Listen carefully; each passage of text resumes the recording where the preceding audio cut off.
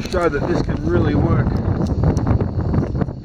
It's now snowing sort of pretty consistently, and that flame is burning unfaltered. Pasta cooked, bit of meat cooked in there.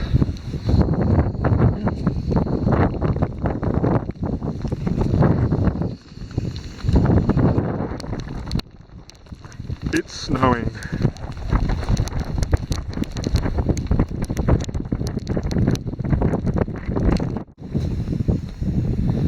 Now a lot of camping supply companies will, sell things that you really just don't need. And one example of that is just the usefulness of rocks. I mean, they're all around. When you're in the mountains, you're just surrounded by rocks. Right now I've got all my clothes drying out on the rocks, just laid out. The rocks get quite warm. I am in the snow, but the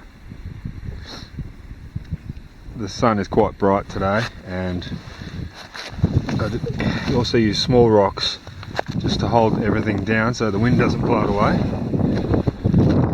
Another trick is with your socks, put a small rock just inside the front or the opening of the sock, and your socks will dry out in the sun, so you don't need clothes pegs, you don't need to make a clothesline, you have a rope. There's my backpack just drying out in the sun, so the Gore-Tex jacket with a small rock, just holding it down so the wind doesn't blow it away. Over here I have the tent tied down with rocks. Now a lot of people, they'll carry tent pegs. Tent pegs are really just quite useless, really. I mean, the weight of that rock is probably about 8 kilos.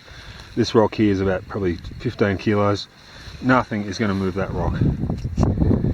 I'm even camped next to a big boulder or a huge rock, using the boulder as a wind brace, because on the night that I set up the tent here, the wind was coming from that direction over there. So as you can see, each guideline is tied down with more rocks. Another rock there, another rock here, and in extreme wind you can even put rocks inside the tent. That is small rocks around the surface, around the inside of the tent. Now here I have basically another big pile of rocks which I've set up to create a wind brace around my cookset. It is quite windy here, believe it or not, and without those rocks there, the wind would blow the flame out. So just all these pieces of rock. I've also dug a small hole in the ground to bury the gas burner with this digging trowel. So there you can see just the sheer usefulness of rocks.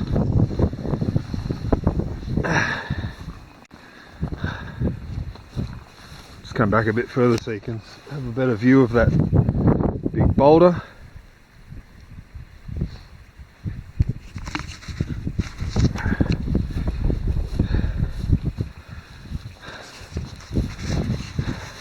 And if you didn't have a tent, hypothetically, if you were stuck out here in a real emergency, there's even a small sort of cave underneath this boulder that I'm camped next to. I mean, quite a few people could fit underneath there, and at least get some shelter from the elements. There we have it. The sheer usefulness of rocks.